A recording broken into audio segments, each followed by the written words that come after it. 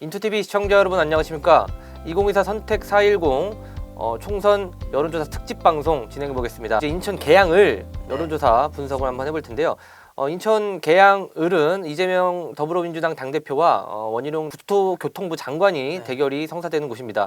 그만큼 이제 거물들이 대결하는 만큼 많은 여론조사가 진행됐어요. 그래서 그동안의 여론조사를 한번 종합해서 추이를 분석해보는 시간 가져보겠습니다. 김현철 기자께서 한번 분석해 보셨는데 어떤가요? 일단 인천 계양을은 뭔가 이제 격전지의 느낌보다는 사실은 워낙 민주당의 텃밭이시지 않습니까? 네. 인천 내에서도 민주당이 가장 유리한 지역으로 꼽히고 민주당에서 가장 강력한 후보로 꼽히는 이재명 대표가 재선을 도전한 만큼 국민의힘에서는 사실상 험지 중에 험지 이렇게 분류가 됐는데 원희룡 전 장관이 내가 한번 이재명이랑 붙어보겠다 이렇게 출마 선언을 하고 실제로 지난 2월 15일이죠. 국민의힘에서 원희룡 전 장관을 단수 공천했습니다. 그리고 저희가 녹화한 22일입니다. 원래 이제 계양을에서 선거를 준비하던 저번 보궐선거에서 이재명 대표와 맞붙었던 윤영선 전 당협위원장이 나는 모든 걸 수긍하고 원희룡과 함께 원팀을 이뤄서 이재명과 싸우겠다. 이제 의견까지 밝히면서 확실하게 이제 구도가 좀 만들어지는 이런 모양새인데요. 22일 기준으로 캠프에 합류한 거죠.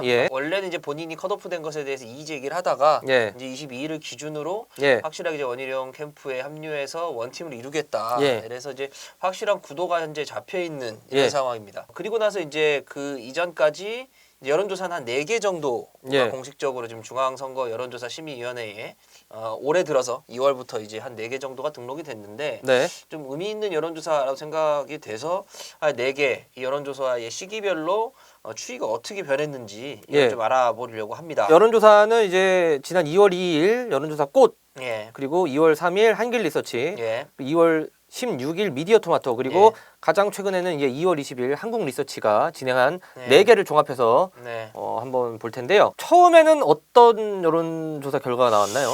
일단은 이제 여론조사 꽃을 보면요. 일단 가상 대결입니다. 민주당 이재명 후보가 43.8%, 국민의힘 원희룡 후보가 29.8%, 진보당 고혜경 후보가 1.7% 이렇게 나와서 이재명 후보가 오차범위 밖에서 한 14% 정도 앞서는 것으로 일단은 이제 그렇게 나왔었죠. 그때는 어쨌든 좀 격차가 워낙 큰 것 같습니다. 원희룡 예비 후보가 출마를 선언한 이후인 거잖아요. 출마 선언한 이후인데 이제 확실하게 이제 뭔가 공식적인 활동을 시작하기 전이라고 좀 봐야 될 것 같고요. 그리고 나서 이제 그 다음 날입니다. 인천일보가 이제 의뢰해서 한길리서치에서 한 조사를 보면 이 결과도 이제 좀 재미있어요. 이재명 후보가 50.7%, 원희룡 후보가 34.3% 이렇게 나왔거든요. 그러니까 격차는 한 16% 정도 포인트 차로 더 벌어졌는데 그러니까 2월 2일, 2월 3일 이때는 정확히 이제 원희룡 후보가 출마를 선언을 하고 뭔가 이제 구체적인 계양을에서의 활동이나 어떤 액션들이 많지 않았던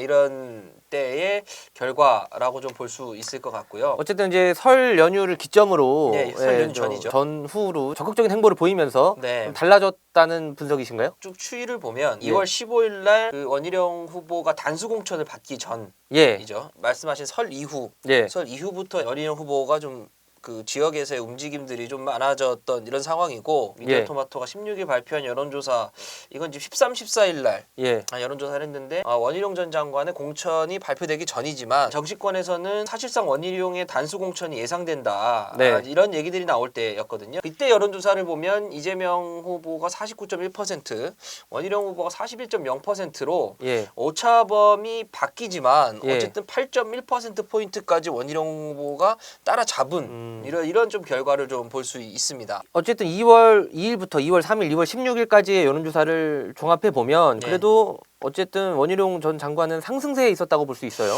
그래서 이제 최근에 이제 원희룡 전 장관의 공천이 확정된 이후에 KBS가 한국리서치에 의뢰해서 한 조사를 보면 이재명 후보가 44%, 원희룡 후보가 34% 나왔거든요. 그러니까 10%포인트 앞서 그러니까 설 연휴 전, 설 연휴 전에 10%포인트 이상 차이가 났던 것에서 10% 안팎으로 원희룡 후보가 좀 좁혀가는 모양새다. 좀 이렇게 볼 수 있을 것 같습니다. 확실히 그리고 나서 이제 원희룡 후보의 행보가 빨라지고 이제 네. 과감해졌거든요. 예. 원희룡 후보를 윤영선 전 후보가 지지하겠다뿐만 아니라 4년 전에는 이제 민주당을 지지했던 네. 국가대표 이천수 전 축구 선수가 그죠. 원희룡 캠프에 들어가서 내 고향 계양을 바꿔보겠다 예. 이런 식으로 확실하게 이제 여론전을 좀 주도해가는 모양새. 네. 반면 이재명 대표는 아직 당내에 공천 갈등이라고 표현을 해야 될까요? 그러니까 예. 공천 작업이 확실하지 마무리되지 않은 상황에서 잡음이 있죠. 네, 당무를 아직까지는 수행해야 되는 이런 상황. 그리고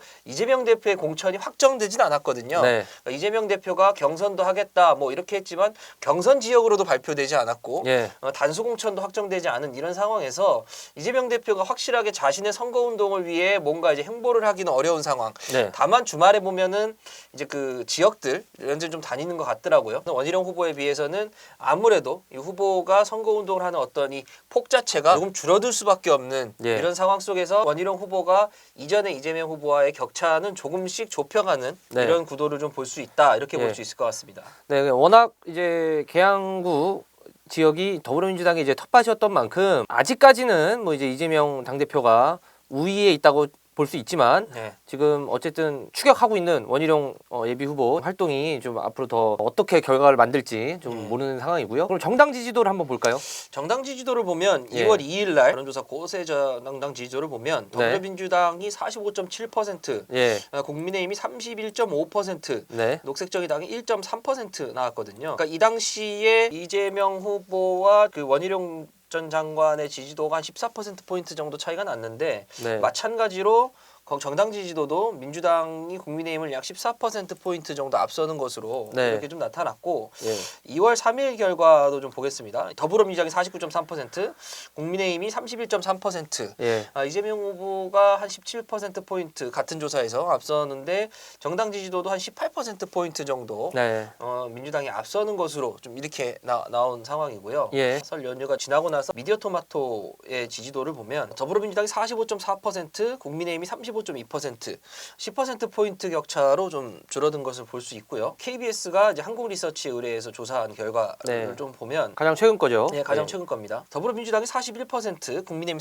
33%, 8%포인트까지 이제 줄어들었거든요. 전체적으로 놓고 봤을 때 이재명 후보와 원희룡 후보 간의 격차도 줄어들고 있고 네. 민주당과 국민의힘 사이의 정당 지지도 격차도 조금씩 줄어드는 모양새다. 음. 그러니까 국민의힘은 약간 상승세에 있고 민주당은 좀 정체돼 있거나 조금은 하락하는 이런 국면. 현재는 지금 2월 22일 기준으로 이런 국면에 좀 있는 게 아닌가 이렇게 예. 좀 볼 수 있을 것 같습니다. 맞습니다. 시사하는 바는 말씀해주신 대로 어쨌든 국민의힘의 상승세가 존재한다는 거 네. 확실히 봐주셔야 될 것 같고 왜냐면은 후보 지지도 말고도 정당 지지도 또한 그렇다는 거 아니에요? 맞습니다. 예. 알겠습니다. 그럼 앞으로 어떤 결과가 나올지 좀 더 지켜봐야 될 것 같습니다. 어쨌든 이재명 당대표가 이제 실제로 이제 그럼 지역구에서 선거운동을 위한 행보를 보이는 것도 이제 관건이겠네요. 지금 경선 지역 발표를 하고 나면 예. 경선이야 뭐 당 대표가 더 이상 손 쓸 수 있는 부분은 없으니까요. 예. 물론 이 대표는 공천에서 자기는 최대한 물러나서 공관위의 결정을 따르겠다 이렇게 말하고 있지만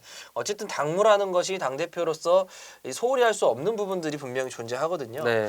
공천 작업이 마무리되는 것은 민주당 관계자 얘기를 들어보면 빠르면 3월 초 예. 정도가 될 것 같다 이렇게 좀 보고 있는데 이 시점부터 이재명 대표가 어떤 행보를 보일 것인지. 네.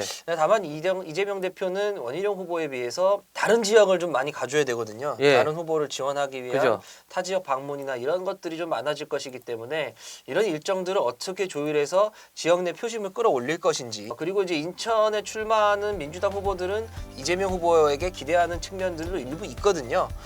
그런 것들을 좀 고려했을 때 향후 어떻게 이제 결과가 나올 것인가 이건 조금 기출을 좀 주목해봐야 될 것 같고 이후에 또 다른 여론조사나 아니면 저희가 또 해볼 수도 있거든요. 네, 그런 결과가 있으면 네. 좀 다시 설명을 드릴 수 있을 것 같습니다. 어쨌든 이재명 당대표가 이제 운신의 폭이 마냥 그렇게 넓진 않습니다. 지역구에서만 활동하기에는. 맞습니다. 근데 하지만 그래도 당대표 간판으로 그 민주당 아성 텃밭을 지키느냐 계양을에 아니면은 이제 원희룡 전 장관의 도전이 과연 민주당의 아성을 흔들 수 있을 것이냐 관심이 집중되고 있습니다. 오늘 계양을 여론조사 분석 여기서 마무리해 볼 텐데 각각 여론조사 어디서 진행됐나요? 여론조사 개요는 저희가 이제 영상 하단 이제 설명에 좀 적어 놓겠고요. 이전에 앞서서 저희가 이거 관련한 여론조사 분석 방송은 요 위에 뜨는 링크를 네. 클릭하시면 좀 보실 수 있을 것 같습니다. 총선이 점점 다가오고 있습니다. 앞으로 또 인천 민심 여러분들께 잘 분석해서 알려드리기 위해서 다음 방송 또 찾아뵙겠습니다. 감사합니다.